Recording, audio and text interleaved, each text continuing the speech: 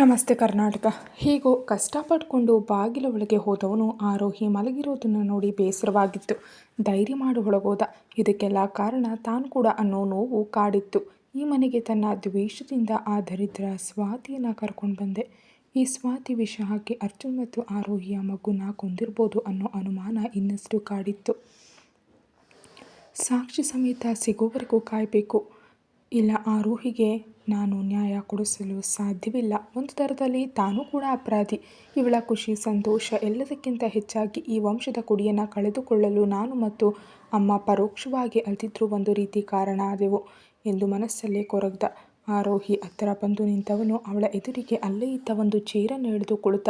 ಹೇಗೆ ಮಾತಾಡಲಿ ಎಂದು ಕಷ್ಟಪಟ್ಟು ಅವಳ ಭುಜಕ್ಕೆ ಮೆಲ್ಲ ತನ್ನ ಕೈ ತಾಗಿಸಿದವನು ಮತ್ತೆ ಹಿಂದೆಗೆದುಕೊಂಡ. ಆರೋಹಿ, ಎದ್ದೇಳು. ಹೀಗತ್ರೆ ಎಲ್ಲವೂ ಸರಿಯಾಗತ್ತಾ? ನೀನು ಓದಿದವಳು, ಬುದ್ಧಿ ಇರೋಳು, ಆರೋಗ್ಯ ಮೊದಲಲ್ವಾ? ಏಳು, ತಿಂಡಿ ತಿನ್ನು ಆರೋಹಿ ಎನ್ನಲು ಅವನು ಎಬ್ಬಿಸಿದ ಕೂಡಲೇ ತಲೆ ಎತ್ತಿ ಅವನನ್ನು ನೋಡಿದವಳ ಕಣ್ಣು ಅತ್ತು ಕೆಂಪಾಗಿತ್ತು. ರಾಹುಲ್ಗೆ ಅವಳನ್ನು ಹಾಗೆ ನೋಡಿದಾಗ ಏನೋ ಮನಸ್ಸಲ್ಲಿ ವೇದನೆ ಶುರುವಾಯಿತು. ಏನು ಮಾಡೋದು ಎಂದು ತೋಚಲಿಲ್ಲ. ಆಕೆ ಮುದ್ದು ಮುಖ ಬಾಡಿದ್ದು ನೋಡಿ ಸಂಕಟವಾಗಿತ್ತು. ಒಂದು ಟವೆಲ್ ತೆಗೆದುಕೊಂಡು ಅವಳ ಕಣ್ಣು ಮುಖ ಒರೆಸ್ತಾ ತಿಂಡಿ ತಟ್ಟೆಯನ್ನು ಹಿಡಿದು ತಿನ್ನುವಂತೆ ಹೇಳಿದ್ರು. ಬೇಡ ಎಂದು ತಲೆ ಆಡಿಸಿದ್ಲು. ಆದರೆ ರಾಹುಲ್ಗೆ ಅವಳ ಪರಿಸ್ಥಿತಿ ನೋಡಿ ಇನ್ನೂ ತಡೆಯಲಾಗಲಿಲ್ಲ. ಎಲ್ಲದಕ್ಕೂ ತಾನೇ ಕಾರಣ ಅಂದ್ಕೊಂಡು ತುತ್ತು ಮಾಡಿ ಬಾಯಿಗೆ ಕೊಟ್ಟಿದ್ದ. ಅವಳನ್ನು ಮಗುವಿನಂತೆ ನೋಡುತ್ತಾ ಅದು ಇದು ಎಂದು ಕತೆ ಹೇಳುತ್ತಾ ತಿಂಡಿ ತಿನ್ನಿಸಿ ನೀರು ಕುಡಿಸಿ ಮಾತ್ರೆ ಎಲ್ಲಿ ಎನ್ನಲು ತನ್ನ ಬ್ಯಾಗನ್ನು ತೋರಿಸಿದ್ಲು. ಏಳಲು ಕಷ್ಟಪಟ್ಟ ಹುಡುಗಿಯನ್ನು ಹಿಡಿದು ಕೂರಿಸಿ ತಾನೇ ಎದ್ದು ಹೋದ. ಅವನು ಬ್ಯಾಗಿಂದ ಮಾತ್ರೆಯನ್ನು ತೆಗೆಯಲು ಅವನ ಕೈಗೆ ಆರೋಹಿಯ ರಿಪೋರ್ಟ್ ಸಿಕ್ತು. ಅದನ್ನು ನೋಡಲು ಕಣ್ತುಂಬಿ ಬಂತು. ಅರ್ಜುನ್ ಎಂದು ಮನಸ್ಸಲ್ಲೇ ಬರಲು ಅವನಿಗೆ ಹೇಳಲಾರದಷ್ಟು ಆನಂದ. ಅಷ್ಟರಲ್ಲಿ ಆರೋಹಿಗೆ ತಿಂದಿದ್ದೆಲ್ಲ ವಾಕರಿಕೆ ಬಂದು ಬಾತ್ರೂಮ್ಗೆ ಎದ್ದು ಓಡಿದ್ಲು. ರಾಹುಲ್, ಆರೋಹಿ ಎನ್ನುತ್ತಾ ಅವಳ ಹಿಂದೆ ಹೋಗಿ ಅವಳನ್ನು ಹಿಡಿದಿದ್ದ.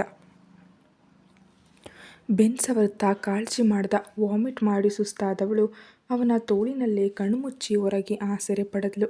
ಅತ್ತು ಸುಸ್ತಾದ ಹುಡುಗಿಗೆ ಇನ್ನೂ ನಿಲ್ಲಲು ಕೂಡ ಶಕ್ತಿ ಸಾಲಿಲ್ಲ.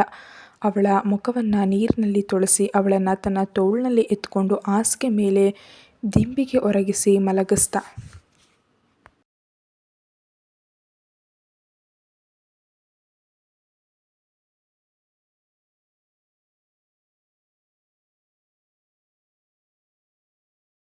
ಅವಳ ಮುಖವನ್ನು ಒರೆಸಿ ಅವಳ ತಲೆ ಸವರುತ್ತಾ, ಆರೋಹಿ, ಡಾಕ್ಟರ್ಗೆ ಫೋನ್ ಮಾಡಲಾ? ಈ ಟೈಮಲ್ಲಿ ಹೀಗಾಗೋದು ಸಹಜ.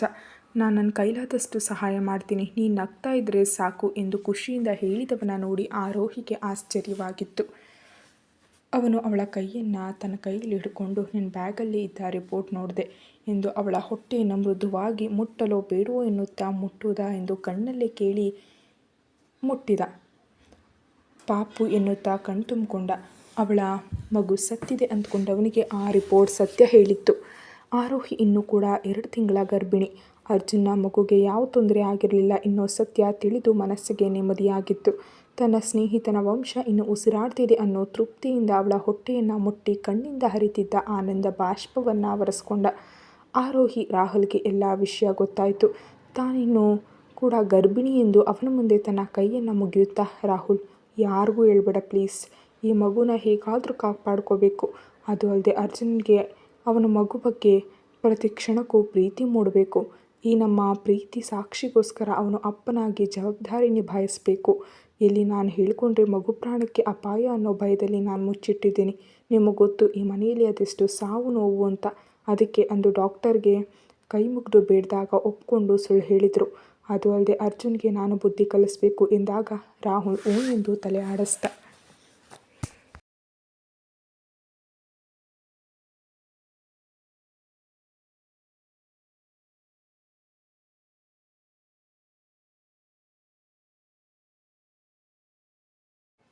ಯಾರಿಗೂ ಹೇಳಲ್ಲ. ಆದರೆ ಅರ್ಜುನ್ಗೆ ನೀನು ಹೇಳಿದರೆ ತುಂಬ ಒಳ್ಳೆಯದು ಆರೋಹಿ. ಬಹುಶಃ ನಿಮ್ಮ ಮಧ್ಯೆ ಮತ್ತೆ ಪ್ರೀತಿ ಮೂಡ್ಬೋದು. ಮುಂದೆ ನಾನು ನಿನ್ನ ಜೊತೆ ಸದಾ ಒಬ್ಬ ಗೆಳೆಯನಾಗಿರುವೆ. ಎಂದಿಗೂ ನಿನಗೆ ಕಿಂಚಿತ್ತು ನೋವಾಗೋಕ್ಕೂ ನಾನು ಬಿಡಲ್ಲ. ಹೀಗಾದರೂ ನಾನು ಮಾಡಿದ ಪಾಪಗಳು ಕಳೀಲಿ. ಈ ಮಗುನ ರಕ್ಷಣೆ ನನ್ನದು. ಯಾರ ಕೆಟ್ಟ ಕಣ್ಣು ನನ್ನ ಗೆಳೆಯನ ಮಗು ಮೇಲೆ ಬೀಳೋಕೆ ಬಿಡಲ್ಲ. ಹೇಳು, ಈಗ ಏನು ತಿಂತೀಯಾ? ಕಾರಲ್ಲಿ ಸುತ್ತೋಕೆ ಹೋಗೋಣವಾ ಎಂದು ಅವಳ ಮನಸ್ಸು ಬದಲಾಯಿಸಲು ಹೇಳಿದ. ಹ್ಞೂ ಅಂದವಳು ರೆಡಿ ಆದ್ಲು. ರಾಹುಲ್ ಕೂಡ ರೆಡಿಯಾಗಿ ಅವಳನ್ನು ಕೈ ಹಿಡಿದು ಜೋಪಾನವಾಗಿ ಡೋರ್ ತೆಗೆದು ಕಾರ್ ಹತ್ತಿಸ್ದ. ಸ್ವಾತಿ ಇದೆಲ್ಲವನ್ನ ನೋಡಿ ಏನೋ ಉಪಾಯ ಮಾಡಿದ್ಲು. ಅವಳ ಮೊಬೈಲಲ್ಲಿ ಪ್ರತಿಯೊಂದು ಸರಿಯಾಗಿತ್ತು. ಅದನ್ನು ಅರ್ಜುನ್ಗೆ ಕಳಿಸಿದ್ಲು. ರಾಹುಲ್ನ ಕಾರು ಸೀದಾ ಹಾಸ್ಪಿಟಲ್ ಮುಂದೆ ನಿಂತಿತ್ತು. ಆರೋಹಿ ರಾಹುಲ್ ಮುಖ ನೋಡುತ್ತಾ, ಹಾಸ್ಪಿಟಲ್ ಯಾಕೆ ರಾಹುಲ್? ನಾನು ಈಗ ಆರಾಮಾಗಿದ್ದೀನಿ ಎಂದು ತಾನು ಬರೋಲ್ಲ ಎಂದು ಮುಖ ಚಿಕ್ಕದು ಮಾಡಿ ಹೇಳಿದ್ಲು. ರಾಹುಲ್ ನಗುತ್ತಾ, ಆರೋಹಿ ಬಾ, ಡಾಕ್ಟರ್ಗೆ ಹೇಳಿ ಅಪಾಯಿಂಟ್ಮೆಂಟ್ ತೆಗೆದುಕೊಂಡಿರುವೆ ಬಾಮ್ಮ. ಈ ಸಮಯದಲ್ಲಿ ನಿನ್ನ ಆರೋಗ್ಯ ಮುಖ್ಯ. ಹೇಳಿಲ್ವಾ, ನನ್ನ ಗೆಳೆಯನ ಮಗುನ ಕಾಪಾಡೋದು ನನ್ನ ಕರ್ತವ್ಯ.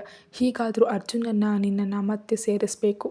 ಹಾಗೆ ನಿನ್ನ ಯಜಮಾನನ ತಲೆ ನನ್ನ ಅಣ್ಣ, ಎಲ್ಲದಕ್ಕಿಂತ ಹೆಚ್ಚಾಗಿ ನನ್ನ ಗೆಳೆಯ ಕೃಷ್ಣ ಸರಿ ಮಾಡೇ ಮಾಡ್ತಾನೆ ಅನ್ನೋ ನಂಬಿಕೆ ನನಗಿದೆ. ನೀನು ಬಾಮ್ಮ ಎಂದು ತಾನು ಇಳಿದು ಅವಳ ಕೈ ಹಿಡಿದು ಮೆಲ್ಲ ಇಳಿಯಲು ಸಹಾಯ ಮಾಡ್ದ. ಕೈ ಹಿಡಿದು ಜೊತೆಗೆ ಸಾಕ್ತಿದ್ದವನ ಕೈಯನ್ನು ಭದ್ರವಾಗಿಡಿದ್ಲು. ಅವನು ನಗುತ್ತಾ, ಡೋಂಟ್ ವರಿ ಬಾಮ್ಮ ಎಂದು ಒಳಗೆ ಕರ್ಕೊಂಡು ಹೋದ. ಡಾಕ್ಟರ್ ಚೆಕಪ್ ಮಾಡಿ ಆರೋಹಿ ಬಗ್ಗೆ, ತಾಯಿ ಮತ್ತು ಮಗುವಿನ ಆರೋಗ್ಯದ ಬಗ್ಗೆ ಪ್ರತಿಯೊಂದು ಮಾಹಿತಿ ಕೊಟ್ಟರು. ಮಗು ಆರೋಗ್ಯವಾಗಿದೆ ಎಂದಾಗ ಇಬ್ಬರ ಮುಖದಲ್ಲೂ ದೊಡ್ಡ ನಗು ಮೂಡಿತ್ತು. ಸ್ಕ್ಯಾನಿಂಗ್ ಮಾಡಿದಾಗ ಆ ಪುಟ್ಟ ಜೀವದ ಆಕಾರ ನೋಡಿ ರಾಹುಲ್ಗೆ ತನ್ನೆರಡು ಮಕ್ಕಳ ನೆನಪಾಯಿತು. ಮನಸ್ಸಲ್ಲೇ ಶ್ವೇತಾಗೆ ತಾನು ಮಾಡಿದ ಅನ್ಯಾಯಕ್ಕೆ ಕ್ಷಮೆ ಕೇಳಿದ್ದ. ತನ್ನ ಮಕ್ಕಳನ್ನು ನೋಡಬೇಕು, ಮುದ್ದಾಡಬೇಕು ಅಂದ್ಕೊಂಡು ಮನಸ್ಸಲ್ಲೇ ಅಣ್ಣನ ಪ್ರತಿಬಿಂಬ ಮೂಡಲು ತನಗಿಂತ ತನ್ನೆರಡು ಮಕ್ಕಳನ್ನು ತನ್ನ ಅಣ್ಣ ನೋಡ್ಕೊಳ್ತಾನೆ. ಒಳ್ಳೆಯ ವ್ಯಕ್ತಿ, ಕೃಷ್ಣನಂಥ ಗುಣವಂತನನ್ನು ಅಪ್ಪನಾಗಿ ಪಡೆದಿದ್ದಾರೆ. ಅವರಿಂದ ತಾನು ಆದಷ್ಟು ದೂರ ಇರೋದೇ ಒಳ್ಳೆಯದು ಅಂದ್ಕೊಂಡ.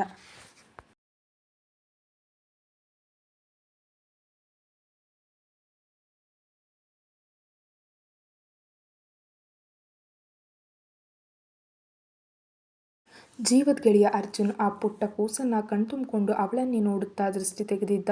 ಇಬ್ಬರ ನಡುವೆ ಒಂದು ಅದ್ಭುತ ಸ್ನೇಹದ ಬಂಧ ಸೃಷ್ಟಿಯಾಗಿತ್ತು. ಜೋರ ಕಿಲಕಿಲ ನಕ್ಕವಳ ಆ ಮುದ್ದು ಮುಖ ನೋಡಿ ಈಗ ರಾಹುಲ್ಗೆ ಸಮಾಧಾನ ಆಗಿತ್ತು. ಬೆಳಗ್ಗೆಯಿಂದ ಅತ್ತು ಕರೆದ ಹುಡುಗಿ ತಾಯ್ತನದ ಹೊಸ ಹುರುಪಿನಲ್ಲಿ ಮತ್ತೆ ಸುಧಾರಿಸ್ಕೊಂಡಿದ್ಲು.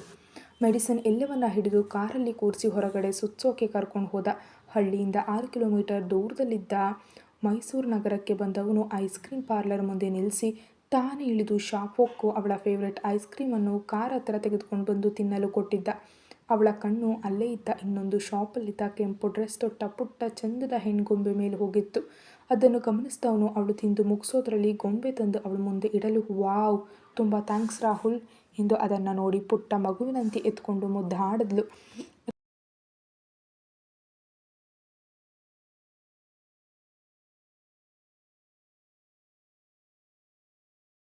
ರಾಹುಲ್ ಅದನ್ನು ನೋಡಿ ನಗ್ತಾ, ಈ ಆರೋಹಿ ಇನ್ನು 8 ತಿಂಗಳಷ್ಟೇ, ಪುಟ್ಟ ಲಕ್ಷ್ಮಿ ಅಂದರೆ ನಮ್ಮ ಅರ್ಜುನ್ ಮಗಳು ಈ ನಿನ್ನ ಕೈಯಲ್ಲಿರ್ತಾಳೆ.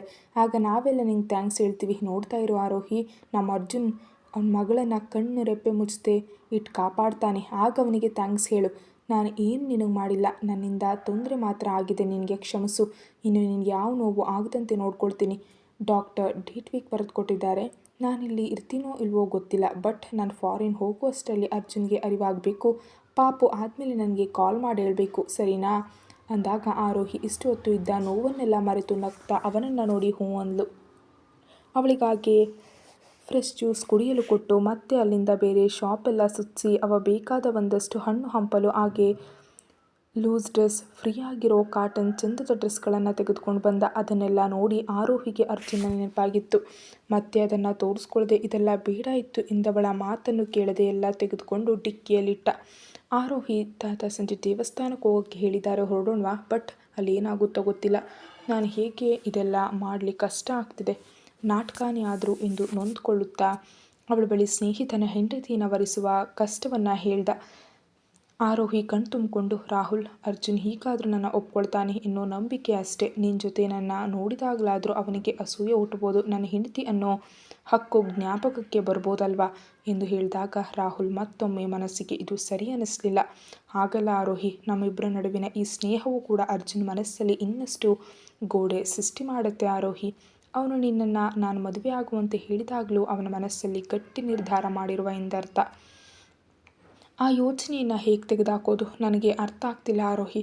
ಹಾಗೆ ನಿನ್ನನ್ನು ಹೇಗೆ ಮುಂದೆ ತಾನು ನೋಡಲಿ, ಆ ಶಾಸ್ತ್ರವೆಲ್ಲ ಜೊತೆಯಾಗಿ ಹೇಗೆ ಮಾಡಲಿ ತಪ್ಪು ಎಂದವನು ಕಾರ್ ಸ್ಟಾರ್ಟ್ ಮಾಡ್ದ. ಆರೋಹಿ ಅವನ ಮಾತು ಸತ್ಯ ಅನಿಸಿದ್ರು ಅವಳಿಗೆ ಆ ಕ್ಷಣಕ್ಕೆ ಏನೂ ತೋಚಲಿಲ್ಲ.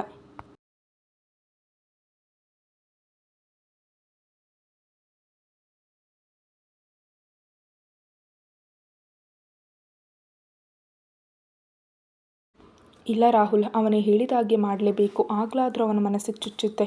ಇಲ್ಲ, ಅರ್ಜುನ್ನ ಹಠ ಇನ್ನೂ ಹೆಚ್ಚೇ ಆಗುತ್ತೆ ಎಂದು ಅವಳು ಅವನ ದಾರಿಗೆ ಬಂದು ಬುದ್ಧಿ ಕಲಿಸಲು ಯೋಚಿಸಿದ್ಲು. ಆದರೆ ರಾಹುಲ್ಗೆ ಮಾತ್ರ ಎದೆಯಲ್ಲಿ ನಡುಕ ಶುರುವಾಗಿತ್ತು. ಆರೋಹಿ ಹೇಳಿದಷ್ಟು ಈ ವಿಷಯ ಸುಲಭವಾಗಿರಲಿಲ್ಲ. ಕಾರಣ, ಆರೋಹಿ ಮಗು ಹೊತ್ತವಳು. ಈ ಸಮಯದಲ್ಲಿ ಆರೋಗ್ಯವಾಗಿರಬೇಕು ಅನ್ನೋದು ಮತ್ತು ಮಗುವಿಗೆ ಅಪ್ಪನ ಅಪ್ಪುಗೆ ಗರ್ಭದಿಂದಲೇ ಬೇಕು ಅನ್ನೋದು ಅವನ ತಲೆಯಲ್ಲಿ ಯೋಚನೆ ಇತ್ತು. ಹ್ಞೂ ಸರಿ ಎಂದು ಗಾಡಿಯನ್ನು ಹಳ್ಳಿ ಕಡೆ ಓಡಿಸ್ದ.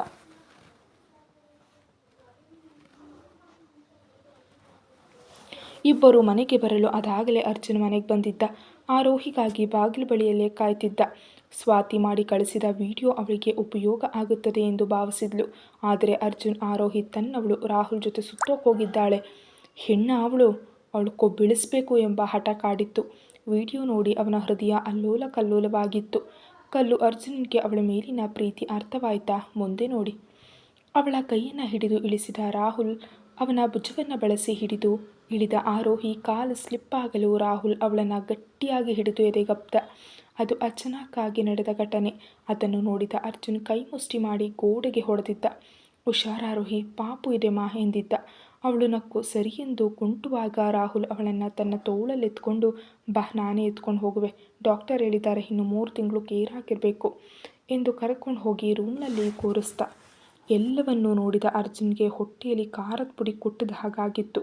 ತೋರಿಸ್ಕೊಳ್ಳದೆ ಹಲ್ಲು ಕಚ್ಚಿದವನಿಗೆ ಕೋಪ ನೆತ್ತಿಗೇರಿತ್ತು. ಅವರ ಮಾತುಗಳು ಕೇಳದಿದ್ರೂ ಅವರ ನಗುಮುಖ ನೋಡಿ ಇವನಿಗೆ ಸಂಕಟವಾಗಿತ್ತು.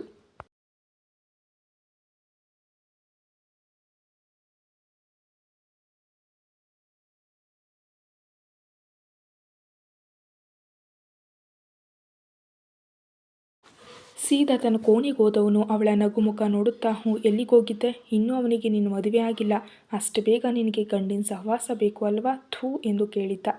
ಆರೋಹಿ ಏನೂ ಉತ್ತರ ಕೊಡದೆ ಸುಮ್ಮನೆ ಡ್ರೆಸ್ ಎಲ್ಲವನ್ನ ಎತ್ತಿಟ್ಟು ದೇಹದ ಸುಸ್ತು ಕಾಣಿಸಿದಾಗ ಹಾಸಿಗೆಗೆ ಒರಗಿ ಮಾತ್ರೆ ತಿನ್ನುವವಳ ಬಳಿಗೆ ಬಂದ ಅರ್ಜುನ್ ಅವಳ ಕೆನ್ನೆ ಒತ್ತಿ ಹಿಡಿದು ಹಿಂಸೆ ಕೊಟ್ಟಿದ್ದ. ಮಾತ್ರೆ ಜಾರಿ ನೆಲಕ್ಕೆ ಬಿತ್ತು. ಅವನ ಹಿಡಿತಕ್ಕೆ ನೋವಾಗಿ ಅದಾಗಲೇ ಕಣ್ತುಂಬಿಕೊಂಡವಳು, ನಾನು ರಾಹುಲ್ ಜೊತೆ ಹೊರಗೋಗಿದ್ದೆ, ಏನೀಗ? ಯಾಕೀಗಾಡ್ತಿದ್ದೀರಾ? ನನಗೆ ಹುಷಾರಿಲ್ಲ ಬಿಡಿ ಅರ್ಜುನ್, ನೀವೇ ನನ್ನ ಅವನಿಗೆ ಮದುವೆ ಆಗೋದಕ್ಕೆ ಹೇಳಿ ಈಗ ಯಾಕೀಗಾಡ್ತಿದ್ದೀರಾ? ನಿಮ್ಮ ಬುದ್ಧಿಗೆ ಏನಾಗಿದೆ ಎಂದು ಹೇಳಿದವಳ ಕೆನ್ನೆಗೆ ಚಟೀರೆಂದು ಒಂದು ಬಿದ್ದಿತ್ತು. ರಾಹುಲ್ ಕಾರ್ ಲಾಕ್ ಮಾಡಲು ಹೋದಾಗ ಅಲ್ಲೇ ಆರೋಹಿ ಮರೆತು ಹೋದ ಗೊಂಬೆಯನ್ನು ತೆಗೆದುಕೊಂಡು ಆರೋಹಿ ರೂಮಿಗೆ ಬರಲು ಬಾಗಿಲ ಬಳಿಯಲ್ಲಿ ನಿಂತು ಅರ್ಜುನ್ ಹೊಡೆಯೋ ದೃಶ್ಯ ನೋಡ್ದ. ಸಹಿಸಲು ಆಗಲಿಲ್ಲ. ಓಡ್ ಬಂದು ಅಳುತ್ತಿದ್ದ ಆರೋಹಿಯನ್ನು ಮಗುವಿನಂತೆ ಎದೆಗೆ ಅಪ್ಪಿ ಅರ್ಜುನನ ಕೋಪದಲ್ಲಿ ನೋಡುತ್ತಾ, ಮನುಷ್ಯನ ನೀನು? ಥೂ ಮೃಗ. ನನ್ನ ಗೆಳೆಯ ಅರ್ಜುನ್ ಇಷ್ಟು ನೀಚ ಅಂದ್ಕೊಂಡಿರಲಿಲ್ಲ. ಅವಳು ಇನ್ನು ಕೈ ಮಾಡಿದರೆ ಸರಿ ಇರಲ್ಲ. ಅವಳನ್ನು ಏನಂದ್ಕೊಂಡಿದ್ದೀಯ ನೀನು ಎಂದು ಆರೋಹಿ ಇನ್ನೂ ಕೂಡ ಕೂಸು ಹೊತ್ತ ಗರ್ಭಿಣಿ ಎಂದು ಬಾಯಿಂದ ಬಂದ ಮಾತುಗಳನ್ನು ಹಾಗೆ ಮುಚ್ಚಿಟ್ಟ.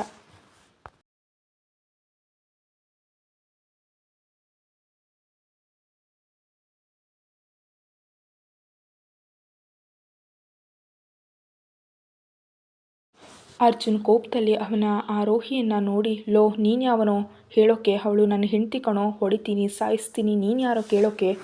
ಥೂ, ಹಗಲೇ ಚಕ್ಕಂತ ಆಡ್ತಿದ್ದೀರಾ ನನ್ನ ಮುಂದೆನೇ? ಇನ್ನು ಮದುವೆ ಆಗಿಲ್ಲ ತಾನೇ ಎಂದಾಗ ರಾಹುಲ್ಗೆ ಅವನು ಆ ರೀತಿ ಹೆಂಡತಿ ಅನ್ನೋದು ಖುಷಿಯಾದರೂ ಹೊಡೆಯೋದಕ್ಕೆ ಮಾತ್ರ ಹೆಂಡತಿ ಅನ್ನೋ ಅಧಿಕಾರ ಚಲಾಯಿಸಿದ್ದು ಬೇಸರವಾಯಿತು. ಆರೋಹಿ ಬಗ್ಗೆ ಕೆಟ್ಟದಾಗಿ ಹೇಳಿದ್ದು ಕೇಳಿ ಕೋಪ ಉಕ್ತು. ನಿನ್ನ ಹೆಂಡತಿ ಆಗಿದ್ಲು ಅಷ್ಟೇ, ಇನ್ನು ಮುಂದೆ ಅವಳು ನನ್ನ ಹೆಂಡತಿ ಆಗೋಳು, ಇದೇ ಕೊನೆ, ಇನ್ನು ಮುಂದೆ ಕೈ ಮಾಡಿದ್ರೆ ಸರಿ ಇರಲ್ಲ.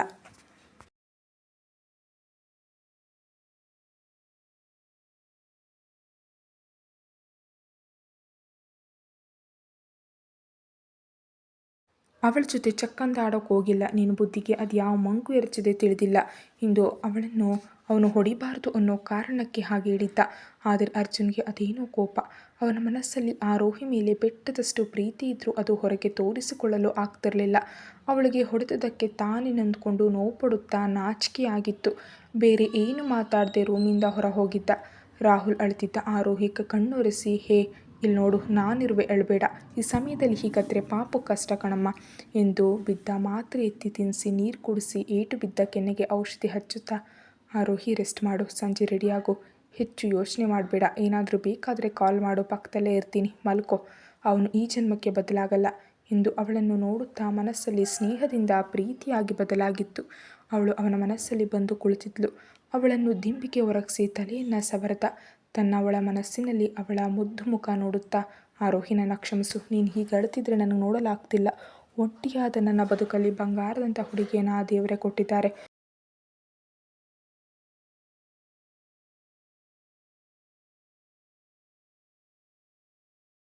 ಕಳೆದುಕೊಂಡ್ರೆ ನನ್ನಷ್ಟು ದಡ್ಡ ಇನ್ನೊಬ್ಬ ಇಲ್ಲ ಎಂದು ಕೋಪದಲ್ಲಿ ಅಲ್ಲಿಂದ ಹೊರಗೆ ಬಂದಿದ್ದ.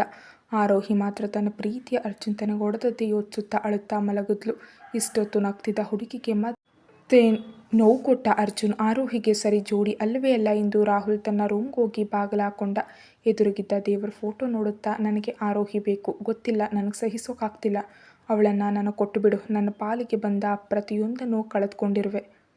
ಈಗ ಆರೋಹಿ ತಾಯಿ ಆಗ್ತಿದ್ದಾಳೆ. ನನಗೆ ಗೊತ್ತಾಗ್ತಿಲ್ಲ ಮನಸ್ಸಲ್ಲಿ ಏನಾಗ್ತಿದೆ ಅಂತ. ಆರೋಹಿ ನನಗೆ ಬೇಕು.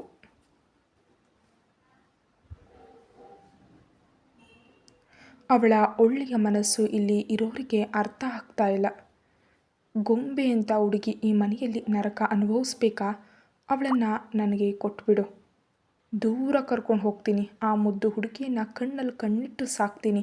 ಆಕೆಗೆ ಒಂಚೂರು ನೋವಾಗೋದಕ್ಕೂ ನಾನು ಬಿಡಲ್ಲ. ಪುಟ್ಟ ಕಂದನಿಗೆ ಅಪ್ಪನಾಗಿ ಆರೋಹಿಗೆ ಪ್ರೀತಿಯ ಸಂಗಾತಿಯಾಗಿರುವೆ. ಪ್ಲೀಸ್ ನನಗೆ ಆರೋಹಿನ ಕೊಡು ಎಂದು ಕೈ ಮುಗಿದು ಬೇಡಿದ್ದ. ರಾಹುಲ್ ಮನಸ್ಸಲ್ಲಿ ಮೂಡಿದ ಭಾವನೆಗಳು ತಪ್ಪೋ ಸರಿನೋ, ಆದರೆ ಆರೋಹಿಗಾಗಿ ಅವನ ಮನ ಮಿಡಿದಿತ್ತು. ಅಷ್ಟು ಮುದ್ದಾದ ಹುಡುಗಿ ಮೇಲೆ ಪ್ರೀತಿಯಾಗಿತ್ತು. ರಾಹುಲ್ ಅರ್ಜುನ್ ಮತ್ತು ಆರೋಹಿಯ ನಡುವೆ ಮತ್ತೆ ವಿಲನ್ ಆಗ್ತಾನಾ? ನೋಡೋಣ. ಕತೆ ಮುಂದುವರಿಯುತ್ತೆ. Thank you so much for watching.